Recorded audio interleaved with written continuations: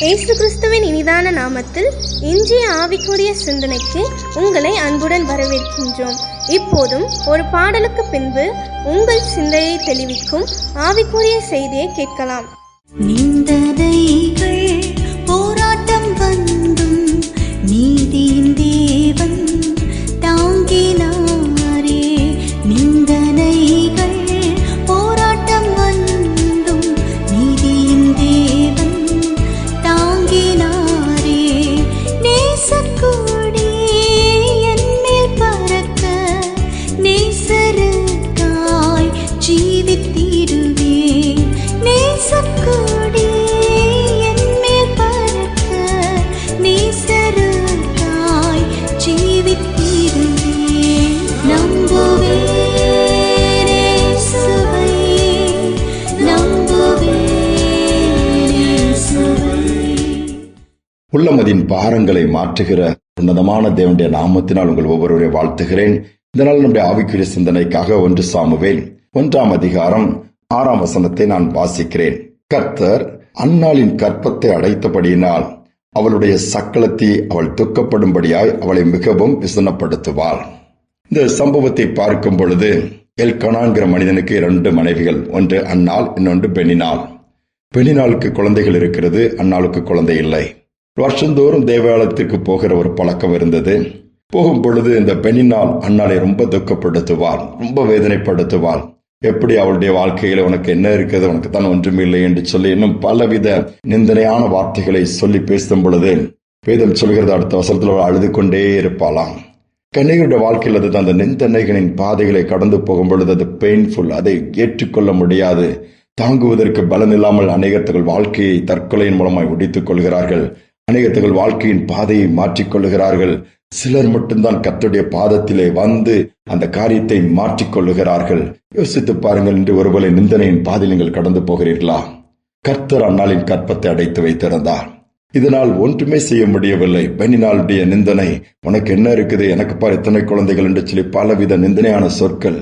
இதற்கு அண்ணால் என்ன செய்தார்கள்? அழுது அழுது குறிப்பிட்ட காலங்கள் வரும் பொழுது எண்ணிய அழுது பிரச்சனை ஆண்டோட சமூகத்துக்கு போகிறார். தேவனுடைய சமூகத்துல போய் இருதயத்தில் இருக்க எல்லா பாரங்கள் வியாகுலங்கள் எல்லாம் கொட்டுறார்.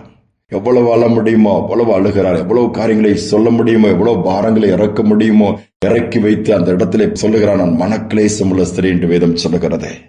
அங்கே ஏலி ஆசாரியராக இருக்கிறவர் கூட அவர் குடித்து வெறித்திருக்கிறார் என்று அளவுதான் அந்த அண்ணாளுடைய அழுகையும் புலம்பலும் வேதனையான காரியம் இருந்தது. ஆனால் கர்த்தர் அதை நினைவு கூர்ந்தார். அண்ணாளுக்கு துக்கம் என்னவர்களுக்கு குழந்தை இல்லை என்பதை காட்டிலும் மற்றவர்கள் சொல்கிற அந்த பழி சொல் அதை விட வேதனையான ஒன்றாக இருந்தது.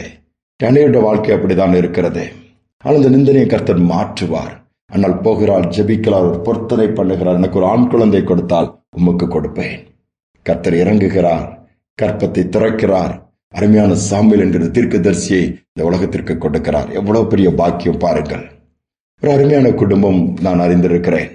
திருமணமாகி பல வருடங்கள் ஆகியும் குழந்தை பாக்கியம் இல்லை. பலவித கஷ்டங்கள் நெருக்கங்களிலும் ஏதோ ஒவ்வொரு நாளும் அவர்கள் கடந்து போனார்கள். அவள் கடந்து போகும் பொழுது ஆண்டவரும் கூட இருந்து வழி நடத்தினார். எல்லா விதத்திலும் ஆசீர்வாதங்கள் வந்துவிட்டு தான் அவர் குழந்தை பாக்கியம் இல்லை என்று சொல்லி அவர்களுக்கு கவலை. நாட்கள் சென்றது, அதையும் அவர்கள் மறந்து விட்டார்கள். சரி பரவாயில்லை, ஜனங்கள் என்ன வேண்டுமானும் பேசிக் கொள்ளட்டும் என்று 15 ஆண்டுகள் தாண்டி விட்டது. 15 ஆண்டுகள் தாண்டி விட்டது. இவர்களை எல்லாம் மறந்து விட்டார்கள். ஆனால் கர்த்தர் அவர்களை நினைவு கூர்ந்தார். ஒரு அருமையான குழந்தையை கொடுத்தார். கொடுத்து ஆண்டவர் ஆசீர்வதிக்க ஆரம்பித்தார். அவர்கள் சாட்சி சொன்ன ஒரு வார்த்தை, எங்கள் குழந்தை இல்லை என்கிற துக்கத்தை காட்டிலும் மற்றவர்கள் பேசுகிற பழிச்சொல், மற்றவர்கள் பேசுகிற நிந்தனையான வார்த்தைகள் தான் எங்களை அதிகமாய் உடைத்தது. அதைதான் எங்கள் தாங்கிக் கொள்ள முடியாமல் நாங்கள் அழுதோம். எத்தனையோ நாட்கள் துக்கித்தோம், உபவாசித்தோம், புலம்பினோம். தூக்கமில்லாத இரவுகள் எங்களுக்கு உண்டு. எந்த இடத்திற்கு போவதற்கு நாங்கள் பிரியப்படுவதில்லை. எல்லா மனிதருடைய முகத்திலே படுவதை நாங்கள் தவிர்த்தோம், மறைந்தே வாழ விரும்பினோம். ஆனால் கர்த்தர் எங்களை அந்த சூழ்நிலையில் தேற்றினார், ஆற்றினார், பாதை மாறாதபடி காத்துக்கொண்டார், அவரை சார்ந்து கொள்ள உதவி செய்தார். ஏனென்றால் நன்மையான இந்த ஈவை அவரிடமிருந்து தானே பெற்றுக்கொள்ள முடியும். நாங்கள் காத்திருந்தோம், எங்களை வெட்கப்படவில்லை. எந்த ஜனங்கள் மத்தியில் நிந்தனையோடு வேதனையோடு இருந்தோமோ அந்த ஜனங்கள் மத்தியில் எங்களை இன்னைக்கு நிமிர்ந்து நடக்க பண்ணியிருக்கிறார் என்று சொன்னார்கள். நம்முடைய வாழ்க்கையில எந்த காரியங்கள், இது மட்டுமல்ல, எத்தனையோ காரியங்கள் இன்னைக்கு நிந்தனையின் பாதையில் கடந்து போகலாம், அவமானத்தின் பாதையில் கடந்து போகலாம், மற்றவர்களை அற்பமா எண்ணலாம், அலட்சியமாக எண்ணலாம். இதெல்லாம் ஒரு குடும்பமா, நீங்களாம் ஒரு மனுஷனாண்டு சொல்லுகிற அளவுக்கு நிந்தைகள் உங்களை உடைத்துக் கொண்டு இருக்கலாம். மற்றவருடைய வார்த்தைகள் உங்களை ஆழமா உங்கள் இருதயத்தை கிழித்து இருக்கலாம். சோர்ந்து போக வேண்டாம். உங்கள் உள்ளத்தின் பாரங்களை கர்த்தரிடம் கொண்டு போங்கள். உள்ளத்தின் பாரங்களை அவர் மாற்றுவார், பலப்படுத்துவார், மீண்டுமாய் தூக்கி நிறுத்துவார். எந்த இடத்திலே தலை குனிய நேரிட்டதோ, எந்த இடத்திலே கண்ணீர் விட நேர்ந்ததோ, எந்த இடத்திலே துக்கத்தோடு புறப்பட்டு வர நேர்ந்ததோ, அதே இடங்களிலே உங்கள் கொம்பை உயர பண்ணி உங்கள் தலையை நிமிர பண்ணுவார். அதுதான் கர்த்தர். அவரால் முடியும். செபிப்போம். எங்கள் அன்பின் தகப்பனே, இந்த புதிய நாளை தந்ததற்காக நன்றியோடு துதிக்கிறோம், ஸ்தோத்திரிக்கிறோம். நிந்தனையின் பாதையிலே போகிறது கடுமையான வேதனையான ஒரு பாதை அப்பா. ஆனால் நீரோ நிந்தனையின் பாதையில் கடந்து சென்றிருக்கிறீர். எல்லாரும் நிந்தித்தார்கள், உம்மை அவமானப்படுத்தினார்கள். எல்லாவித நிந்தையும் அவமானங்கள் நீர் ஏற்கனவே சிலுவையின் பாதையிலே சகித்திருக்கிறீர் அப்பா. எங்கள் உமக்கு தெரியும் நிந்தனை என்று சொன்னால் அதன் மூலமாக வருகிற வேதனை என்றால் உமக்கு தெரியும். இந்த நேரத்திலும் அப்படிப்பட்ட பாதையில கடந்து போகிற பிள்ளைகளை இந்த நாளிலே கண்ணோக்கி பார்ப்பீராக.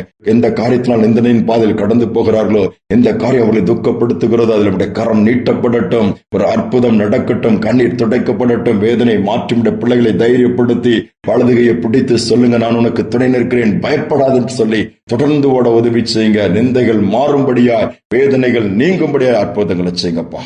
செய்வதற்காய் ஸ்தோத்திரம்.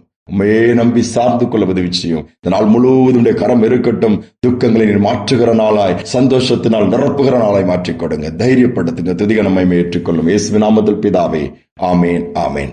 உள்ளமதின் பாரங்களை ஊக்கமாய் கர்த்தரிடம் சொல்ல கற்றுக்கொள்ளுவோம்.